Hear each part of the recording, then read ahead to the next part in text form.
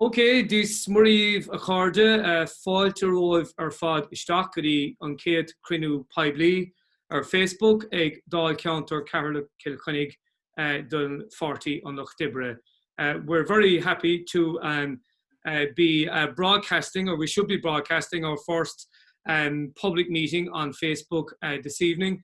Unfortunately, the technical gremlins have gotten to us a little bit, and our live broadcast doesn't seem to have worked out. So we're recording this meeting, and we're going to upload it and broadcast it on our Facebook page later on. So just to introduce myself, my name is Sean O'Hergane.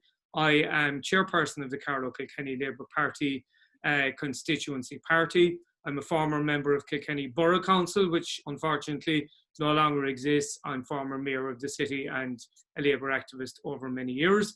And my two fellow speakers this evening are much younger than I am and much newer to party involvement, but equally as enthusiastic as I was at an earlier stage of involvement in the party. And I suppose it's also important to give apologies from Grace Williams of Forza Trade Union, who just, with an unfortunate last-minute glitch, isn't able to make the meeting. So we send Grace our best wishes, and hopefully we'll be talking to her again in another context. The two speakers with me this evening are Senator Annie Hoey, who I think is a native of Louth, if I'm right, Annie. I know there's a borderline issue going on here on me. No, I'm definitely a native of County Meath, let me assure you. I'm going to have to correct my source in Clonalfie, so and speak to a native of Meath, and like myself, Students' Union activist, former president of the Union of Students in Ireland, and a long-term time activist in both local and national campaigns, in particular the marriage equality and the abortion referendums in recent years, and managed to win a seat on Meath County Council at the first time of asking in the last local elections, and then went on to great success after the general election earlier this year, elected to Shannon as one of a very strong Labour Party team in the Shannon. And Annie is making a considerable mark on the parliamentary life of the country, and in particular on that of the Labour Party. Jack Stewart Kelly is a past pupil of Kilkenny College, I'm right, Jack? Somebody who is a Kilkenny native and who went on from activism in school, I understand, in secondary school, and involvement in kayaking, involvement in rugby, involvement in other sports, and then went on to become a student in Maynooth University, where he rapidly became involved in Labour Youth and other issues-based campaigns in the college. And we are absolutely delighted to be able to congratulate Jack on his elevation. I think, if I'm correct, I'm not sure if she's looking in, Maria Dunphy of Kilkenny City, if I remember right, was the last member of the Labour Youth Executive back in the late 80s, early 90s. Sean Butler may correct me, he may have that status as well. But Jack is certainly our first representative on the Labour Youth Executive for a long time. And not alone has Jack been elected to Labour Youth Executive, but he's been elected as National Secretary and Treasurer of Labour Youth, which is a huge step up.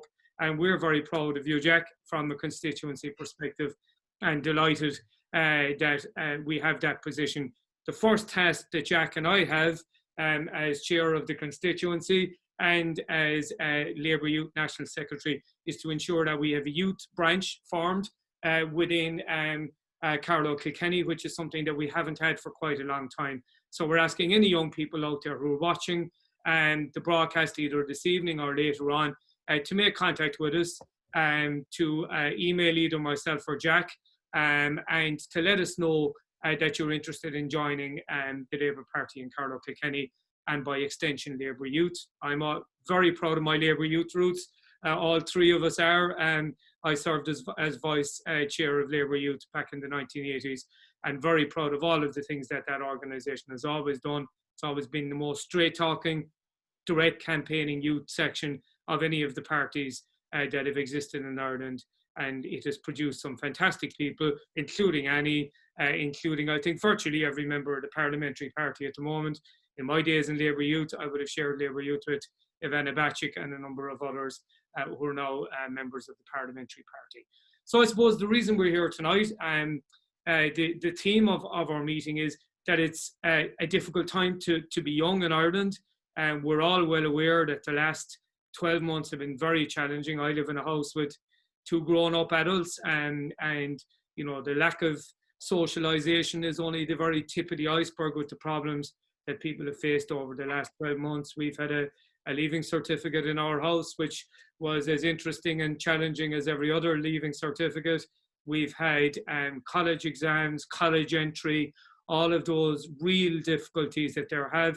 And then on top of that, real difficulties in accessing work, employment, accessing proper working conditions for people, and just dealing with the COVID crisis on a day-to-day basis.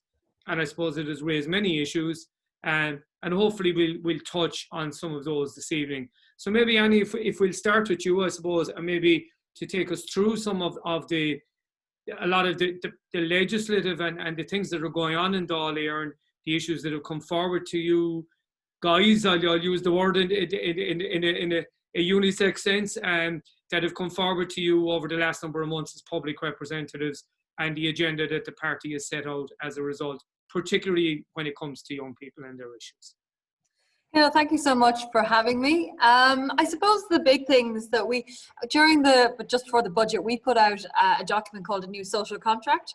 It was led by Deputy Jed Nash, and that was a contract or a document that we put out, not as an alternative to a budget, although it was put out at that time, but as a vision for what we thought Ireland could be, and what the social contract could be between the state and the citizens, or the people living here in Ireland. And there was a really strong part of that, which was about youth and youth opportunity, and what does Ireland look like for young people. So we included, for example, in that document, around training opportunities and learning opportunities. So we talk about, when we tend to talk about education for everyone, people tend to immediately think of higher education, universities, colleges, but what we really mean is a broad spectrum of training and learning opportunities for young people. So you don't have to go and do a degree at a university. It can be courses, it could be training, it could be like it covers all of that, and that the state really should be investing very heavily in that. And I'm a particular big advocate for access to education of any and all kinds, from cradle to grave, for all the way through. People should be able to access education. But when we were talking about a new social contract, that was a really strong thing around apprenticeships. What are the learning opportunities for people for whom degrees are not suitable, or for people who can't actually, you have to give up time. You have to give up time of your life to go on to 3 and 4 year courses. You're giving up 3 or 4 years of proper full-time earning opportunities. That is not possible for everyone. Not all young people can tumble out of the Leaving Cert and just go straight into 3 years of not working. Not all family circumstances allow that. Not everyone has a traditional Leaving Cert. Maybe they've got the Leaving Cert applied. There's all sorts of different things. So that was a really big thing that we put into that new social contract. What are the opportunities for young people? We also talked around things like, access to supports. As we know, there's different supports for people under the age of 26. That needs to be reversed. And by default, because of the kind of earning power of people under the age of 26 and the kind of earning brackets that they would have fallen in, they would have been getting lower PUP payments as well. So there was this constant disparity happening between over 26s and under 26s. And also a really big thing is 36.5% of under 25s are currently out of work. That is country miles higher than any other sector. So, COVID has affected everyone, and COVID is going to affect everyone going forward. But there's a particular damning impact that's going to have on people under the age of 26, 25, given maybe perhaps the type of areas that they work in, the hospitality, tourism sector, but also people being able to get their foot in the door of companies, people being able to get their foot in the door of opportunities for work. So that's constantly, I think, at the realm or at the helm of what we're talking about. I'll wrap up quickly, kind of waffling on there a bit. I suppose from my own perspective, I'm the spokesperson in higher and further education, research, innovation and science. So we'd be looking at things like the SUSI grants, like how are SUSI grants, the system is bonkers and it's not fit for purpose, how is that actually genuinely affecting young people and their opportunities for going on to learn, for taking on learning opportunities in order to progress their own lives further, and also ultimately giving back to the economy? People think students are just kind of having this blast of a time and that there's no benefit for it. Like, all of that learning and knowledge is going back into the economy when students go out working and young people go out working. So from my own perspective, that's a big thing as well. What are the Susie grants? What are the supports looking like? What are the opportunities for people? And how can we support young people in being a part of Ireland and being a part of what we see as a vision for a new social contract, and for an Ireland that welcomes everyone and has opportunities for everyone, because we don't want another generation of people scooting out the door, although where anyone's going during COVID, but we don't want that happening again where there's no future for people. And I think today, probably, obviously, and we might bring you in on this in a minute, Jack. There's a very important report today, and I saw Aona's party spokesperson in education has reacted to a very important OECD report in relation to the Leaving Cert, where they're looking at the fit for purposeness, if that's a word, of the Leaving Cert. And I suppose it is worth saying that, you know, you spoke about apprenticeships there a number of minutes ago. Certainly when I came out of school in the 1980s, people finishing their education at Group Cert or Inter-Cert level, what's now Junior Cert level, and going on to apprenticeships was a very common practice throughout rural Ireland. I'm not saying that was the right way to do it. We prefer everybody to get a Leaving Cert and go on and do it then. But certainly Jan made the first real attempts to reintroduce apprenticeships as being a real part of Irish life. And, you know, we see companies now like the ESB, Board Namona, who would have been known in the 1970s and 80s for producing apprenticeships, coming back into that market and letting people back in. So what's your initial reaction to the OECD report, Annie? Is it, I presume it hasn't surprised you in any great way? No, I think we've been talking for a long time around Leaving Cert reform and what does the Leaving Cert do, and recognising that this rote learning is not necessarily suitable for any sort of lifelong critical thinking skills. I mean, there's a balance there where it's quite broad. You know, when we look at some of the other systems like the baccalaureate or the A-levels, it's very, very tiny amount of subjects, but the system has become where you just learn and regurgitate. You shove it into your ear and you spit it back out again, and that's not an efficient use of knowledge. You know, why spend all that time getting all that knowledge? I love learning, I love knowledge, I love filling my brain with all of these facts and things, and that's not a good way to do it. I think certainly things a lot more project based. It's really important. And also we've seen this year everything went a bit topsy-turvy and you couldn't sit the big bad exam, and because everything was so weighted towards the exam, that just has kind of, you know, as we saw, kind of created a bit of a chaotic situation. So I'm not surprised at all at what came out in that report, and I certainly think those of us who have been calling for reform for a long time are just like, told you. Yeah. And I think it's ironic because some secondary teachers, and I speak as a teacher, are using what's happened over the last 6 months as the reason for retaining the Leaving Cert as it is, saying it's the only way that works in a fair way for people. Jack, you're much closer to the Leaving Cert, certainly, than I am, even a little bit closer to it than Annie is. What's your reaction to what's gone on? You were one of the people, I suppose, that maybe saw the first steps of Junior Cert reform. What's your take on the move, what the OECD are saying in relation to moving towards more continuous assessment? I suppose you experience continuous assessment now at college level. What's your reaction to the way things are going? I do, well, yeah, I completely agree with reform. I almost like more of the same system, a lot like the A-levels. I think Leaving Cert is way too broad. Like, looking at it now, obviously only doing it like just over a year ago, out of all the subjects I've done, maybe the writing skill of English is the only thing that really applies to what I'm doing in college now. So every other subject that I've done was basically useless just to get points. And I know obviously when a few introductions, they piloted a few subjects the year I did it, and they tried to roll it out this year. Obviously they couldn't because of COVID, but was rolling out to give a few more specialized subjects. But I definitely agree. Continuous assessment has been like one of my favorite things when it comes to college, because I'm never good in exam setting. I can't learn information and keep it in my head and then just spray it out onto a piece of paper, but I'm good at researching and essay writing. So I really like the idea of going towards continuous assessments and stuff like that. And can you just give us a small insight, Jack, into how different your life has been as a third level student this year. You know, and I suppose, you know, not just to, maybe there are some advantages, but I mean, obviously there are disadvantages. How has it impacted on you on a personal level? Well, trying to get yourself motivated has been really hard. When I did move up to Maynooth initially, but I'm now back down for the rest of the entire year. And it is hard to keep motivated because you're at home, you just don't want to get up and just switch on your computer to stare at a screen for how many hours a day. Like, there's no interactions with people other than a Zoom call, which is just not the same at all. So it's difficult to kind of get motivated and start doing stuff. So trying to get up a calendar of things to do and try to set goals for yourself within the day is like the only way I've tried to do it.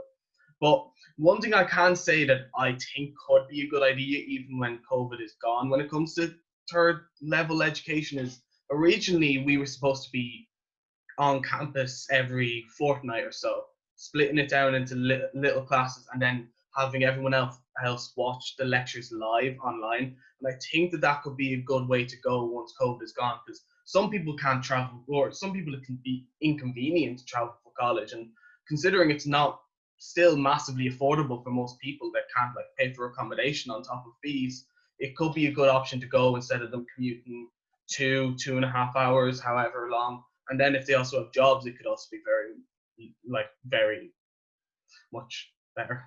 Yeah. So no, I think it's a very challenging time. It's an interesting time for all of us. I know that in my role as a primary teacher, we certainly learned a lot over the 4 months of the first part of the shutdown, and there are elements of what has happened that we'll be keeping. And you know, I think, you know, even rolling out platforms like Seesaw and Google Classroom, where homework can be set, assignments can be given to people to be walked over on over a longer period of time. And I think, again, maybe that will tie in with what has happened to the junior cert and what potentially is going to happen to the leaving cert. I suppose in terms of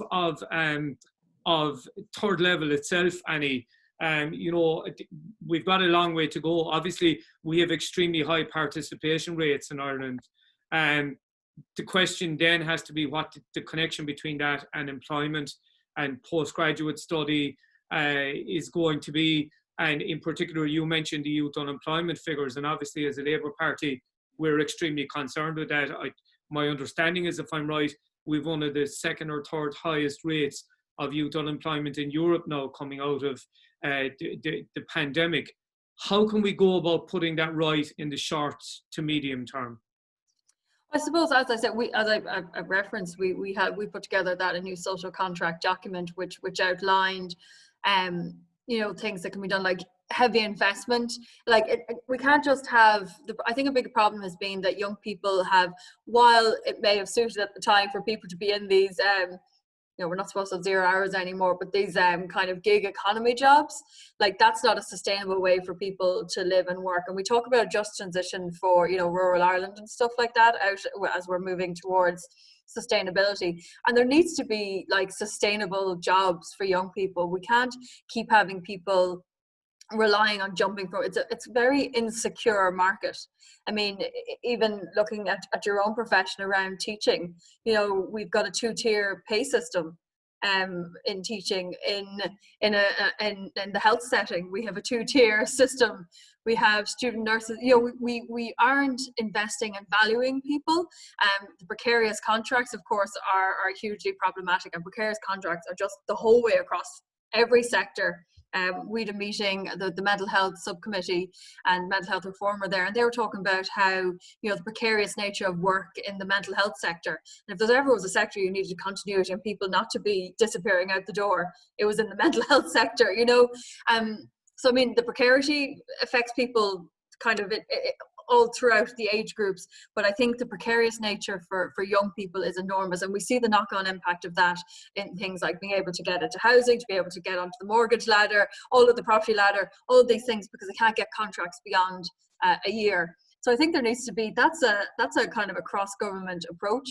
For a long time, precarious contracts have been the kind of way forward. It's been very acceptable, and I think there needs to be strong leadership from government around actually investing in people. I mean, I would posit, without even having to reference anything, you know, people having secure employment results has a net benefit for both the company that they're working for, and for the economy, and for the sense of well-being and security. You know, I think secure employment is a huge issue, and it's one people will say, oh sure, young people, that's always been the way and you just have to deal with it, and at some point you'll get your permanent contract, you know, down the line.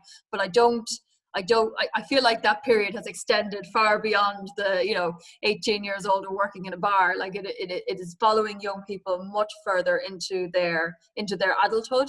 So I think that's one of the big things, that it's not, job creation is important, but it can't just be job creation for the sake of job creation. It has to be sustainable job creation that gives people actual meaning, opportunities for growth, following career paths and investment. And it can't just be, oh, we'll just create these kind of short-term jobs and people just bounce from them until at some point they either give up or they finally, in their late 40s, get a permanent contract. It needs to be sustainable jobs. It needs to be worthwhile jobs. It needs to be meaningful work. Yeah, and I think one of the things as public servants that we've seen was, you know, the famous shots of the doctors arriving back into Dublin Airport at the start of the pandemic from Australia and from Dubai and from other countries and from Canada, where they're far better treated in terms of their permanency, their contracts. The same has been true of teaching. I know that, you know, there's the supply of substitute teachers probably predominantly outside of Dublin, because we have a number of people who've returned from abroad for family reasons, but also to come back and realizing that they can contribute to the situation here. I suppose, Jack, Annie touched on the area of mental health, and I think it is important that we give this a couple of minutes. How do you find your own friends and peers are reacting to the pressures that there are here? And is it impacting on their mental well-being as well as on their you know, their day-to-day routines? Well, it's the broad consensus that I've got is that all of them find it stressful and confusing. So I guess that really seems to play on obviously our mental health, but also in general, we are social people. Like, we need human interaction, and just that in general plays bad on your mental health. Like, if you spend your time obviously interacting with your family, or in some cases probably not either, but it's, people need interaction outside of their close-knit like bubble, their household, and that's something that is really playing on people's mental health. Like, just getting out there, meeting with your friends, meeting with other people, just in general, it's just something that's difficult. Absolutely. I suppose we're lucky in Kilkenny in that we have a space that was created in the middle of the city. If you make it down any, once the county boundaries are lifted, the county council created a very clever space where they took back a section of car park right beside the main shopping streets and put tables out there, and there are a couple of cafes close by where at least people, I'm sure you've used it, Jack, we've all used it to meet friends and meet colleagues, where we can do it in a safe way over the last couple of months. But, you know, I just wonder what the lessons are out of this in terms of where we're going to go, because we've all seen that mental health policy has been the Cinderella of the health system over the last number of years. And we had a crisis in young adult and teenage mental health before COVID ever came along. I just wonder where we are with that now as a parliamentary party, maybe, Annie, where we are with it, how we can move this further along the agenda, how can we secure the type of investment that's needed to make a real change in terms of mental health policy. Yeah, I suppose, and I was talking in the Shannon actually only when we had a session on exiting out of COVID, and I ended up, without meaning to, going on a bit of a diatribe around mental health and what I thought we needed to do. Actually, the mental health, the session I was in, one person referenced the fourth wave of COVID that's coming down the line, and they said that's going to be the mental health wave, which is going to be the longest and the most difficult one to deal with, because these experts feel that there's a whole litany of things that we just haven't got to grips with yet. I think a really big thing we need to recognise is that our mental health system was crumbling anyways. You know, investment in COVs, the young adult mental health support, child and adolescent mental health supports wasn't enough. Early intervention, dual diagnosis, all of this, for years people have been calling and recognising that there wasn't enough in it. I think we have in Ireland relied on people's goodwill and care to get the government out of doing things and being responsible for things. And I think that's particularly true in the mental health sector, where, you know, charities have to be set up in order to get supports into a local area that are desperately needed. And that is problematic, because I think the government and the state should be leading on that. It shouldn't be up to individuals to take on. I don't mean not that we shouldn't, everyone should live as a village and we should all support each other, but for that really important medical and that mental health investment, the state should be providing for that. It's not right that people, you and I and all our community, are the ones fundraising for that. The state should be providing that, and I'm very firm on that, in my opinion, that the state needs to do an awful lot more around mental health and stop relying on the goodwill of citizens to carry each other through. We'll carry each other through because we care and love for each other, but the state should be providing the strong support that we need. I suppose the Mental Health Act as well, we talked about that. I think there was 165 things that were supposed to be amended in that act. 100, it's like I have the number here somewhere, and absolutely 183 changes were recommended in 2015, and since then only 3 have been done. 183 changes, that's enormous, you know. So even legislatively. And again, a report commissioned by a Labour Party minister in Kathleen Lynch at the time. And, you know, I mean, I think there was a determination there in both of our manifestos in 2016 and 2020 to make sure that these reforms happened. I suppose, Jack, one of the areas that I feel strongly about in relation to this is the lack of support at both primary and post-primary school level. We're very lucky in our school in that we're part of the school completion programme. And one of the things we have, despite the efforts of some people working in Tusla, is that we actually have access to counselling, which we can provide to children in the senior classes in particular in primary school. But again, you know, we're all aware of the damage that was done to the guidance counselling structures in post-primary. Jack, did you come across those difficulties when you were in secondary, or what's your view on the kind of guidance provision that's available within third level?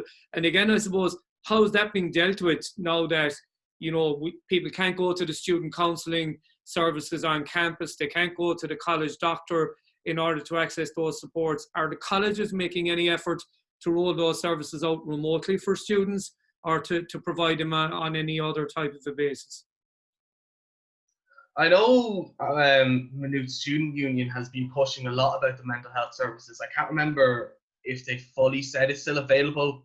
I think it is. I'm not sure if they were just pushing just helplines that everyone seems to push to try and push the responsibility away from them, or if it was the campus's specific one. But I know we normally do. I'm just not 100% sure what it is during COVID. But I'm in secondary school until I was in 5th year, I think it was. We always had a guidance counsellor in that sense, but the person that was there before, the fully funded one, she had a lot more responsibilities, so she wasn't always there as a full-fledged guidance counsellor. Like, she did her best for everything that she could, but because she also had multiple responsibilities, she couldn't always be there. Versus when we finally got our counsellor, it was a lot better. Like, people could go there anytime. They couldn't just wait until her office hours. Like, the actual counsellor was then there all the time, which was a lot better. Yeah. So I think this is going to be a priority for the Labour Party into the future, and trying to push for these issues. I suppose maybe to go back to the workers' issues, Annie, because I think very often we forget, and maybe many of us in society forget, that a huge number of young people are workers. Many people are, you know, third level students are stacking shelves in SuperValu and from the time they're in third or fourth year in school. Many of them are working, as you said, in Kilkenny City and in Carlow throughout our constituency. They're working in the tourism and hospitality sector, either as a way to make money to go to college, or else as full-time workers. As you said, many of them are full-time workers and choosing to study part-time or do other things, or are quite happy to build a career in the sector. And I suppose one of the things Grace was going to deal with was, you know, the right to join a trade union, the right to become organised, the workers' rights. I suppose one of the ones that the party is focused on in the last couple of weeks, as we all sit at our computers here at 7:30 in the evening, is the right to switch off We're doing this because this is part of the voluntary thing that we do. You're the pro here, Annie, but the rest of us are doing this because we're volunteers. But there is a real issue, isn't there, with people being allowed the right to switch off from work, particularly now that more and more people are working remotely. Yeah, and there's this idea that, you know, people are stealing hours from their employer seems to have been fairly lively debunked, actually. There's been a number of studies that have come out at a European level, at a global level. I saw one from Canada in the last few days, which is showing that actually nearly all workers are working longer and harder from home. You know, the extra hours that we've clawed back from the commute have been gobbled up by getting clocking on even earlier. And that blurred line, as you said, between the right to switch off. France has some very strong laws around that, and right to not open your emails and stuff. But like, we all have these things attached to our hands, like they're glued to us. And if you have your work email on it, you know, as much as you say, oh, sure, I'll just glance at it before I go to sleep. Like that's hours. That's extending your day far beyond the regular 9 to 5. And I know not all jobs are 9 to 5, but the regular 8-hour or whatever it is working day. So we're certainly pushing forward this idea, the right to switch off, the right to not reply to emails after the agreed working hours. Oh, the concept, how we would love it. And I say that as a public rep for whom that may never be a possibility. But certainly the actual legal protection for people to be like, actually, no, I'm off the clock now. And it sounds very simple, but we hear all the time from people who are like, you know, getting phone calls at all sorts of hours to do all sorts of things. And something that turns into, would you just do that really quickly, is eating into your time and hour. Like, we had the workers' revolution, if you will, to invent the 8-hour working day and shifts and all of these things, because we recognize working all day every day was bad for you. And so we really need to just find ways to draw the line around these technologies that just kind of fizzle around us all the time and are constantly in our minds. Like, it's not good, I would hazard, to think about work all day every day, and for the last thing you think about when you go to sleep is work, and the first thing you wake up. Yeah. And could I ask people maybe that are watching in the broadcast later on to look for the petition on the Carlow Kilkenny Labour Party Facebook page and sign it and support the campaign. I suppose I always think it's a little bit ironic, Annie, that we're asking TDs and senators to have the right to switch off work when the Dáil frequently sits until 12 o'clock and 1 o'clock in the morning in the most family unfriendly way that can possibly be done for people who are elected representatives. And maybe it's something we need to do. I suppose, Jack, from your point of view, both Annie and I, but certainly me, I've lived through the Thatcher revolution, the Reagan revolution, right through up until now. Do the two words trade union mean anything to people in their 20s today? I guess people who are politically like active, it means a lot. But if I was to go to my friends and be like, would you join a trade union? They probably wouldn't have a clue what I was talking about. Most people see it as a very industrial thing to do. Like, you get people who work in factories, or people who are like teachers, doctors, nurses, all like transport workers, like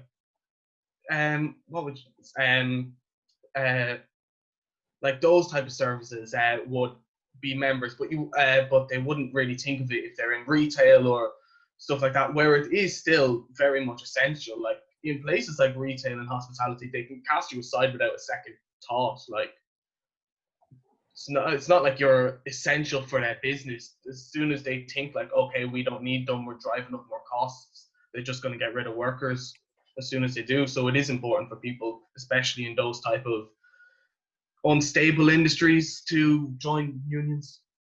Absolutely. And I suppose, look, it's something that's fundamental to the history of our party. We were founded in 1913 as the Labour Party and Trade Union Congress, and we've always seen ourselves as two sides of the same coin.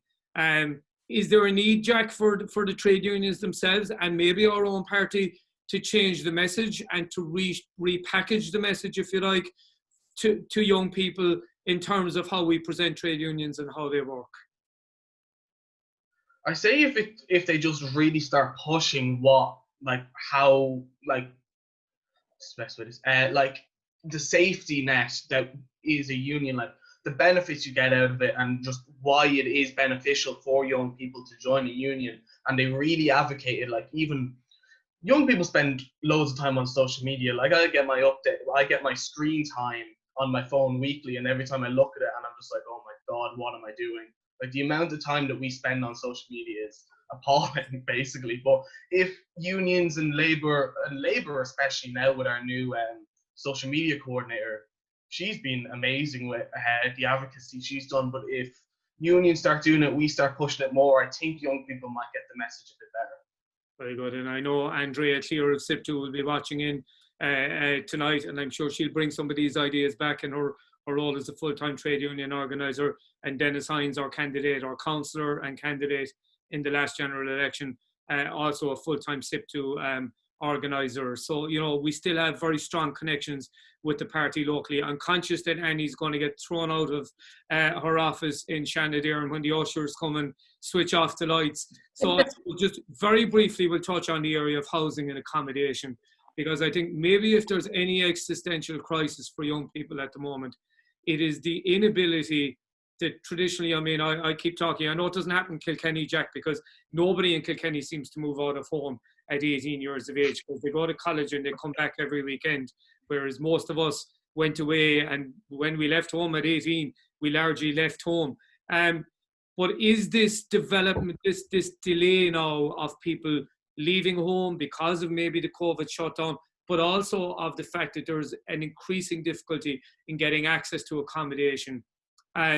How are we going to get over this, Annie, in terms of how we're going to plan for accommodation? I know we've had the debates about shared living accommodation, you know, getting rid of bed sits, which, you know, I know people like Roddy Doyle would argue, you know, the old flea pit bed sits that we had in Dublin when many of us went to college there were actually your escape route to actually start living your life as an adult.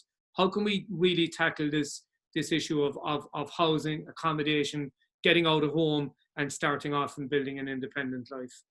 I think of some of the bed sits that I lived in down in Cork. Oh my Lord. I remember having to hop over a step because the step was missing on the stairs. Yeah, I mean, like, the ultimate answer is we have to build houses. We have to build affordable housing. There aren't enough affordable, like, even if you take a step away from social housing, like the whole social housing area, the actual affordable housing, like if you want to be able to be on an affordable housing scheme, you need to be on a social housing list. I think there's only one affordable housing scheme in the whole country that doesn't require you to be on a social housing list. So, you know, social housing requires your income to be at a very particular level. You know, there's a whole litany of things. So there's, without, I don't want to talk about the middle people, but there are people for whom they don't qualify for social supports, but absolutely and utterly in a bazillion years couldn't afford to buy a house in the current housing market. So the actual affordable housing scheme, we need to really think about that. We need to think about how, like, is Rebuilding Ireland is giving people opportunity to maybe get deposits together, but also is that driving housing prices up? I'm not now, Senator Rebecca Moynihan is our housing expert in that area, but you know, are my instinct is that the things that we are currently doing, either not even maybe that they're not working, but they're certainly not working quick enough, is perhaps maybe perhaps is a fair analysis of it. The houses aren't being built quick enough, and there aren't enough affordable houses, and there are still simply too many people, and it's not just young people. I know people in their 30s who are back living with their parents. And it's not just they're living with their parents for 6 to 12 months to finally get that deposit. You know, they'll just suck it up for a couple of months and then they'll be able to get the house. These are people who are living at home because they simply cannot afford to live anywhere else. So, and there are simply not everyone's parents, as we once had a former Taoiseach saying, or Taoiseach saying, now Taoiseach, not everyone's parents can give them deposits. Not everyone is in that situation. And also, ultimately, home ownership. We have a very particular way of looking at housing in Ireland, that you must own your own property. It's betting into us. It's in our poetry. It's in our artists. It's in everything.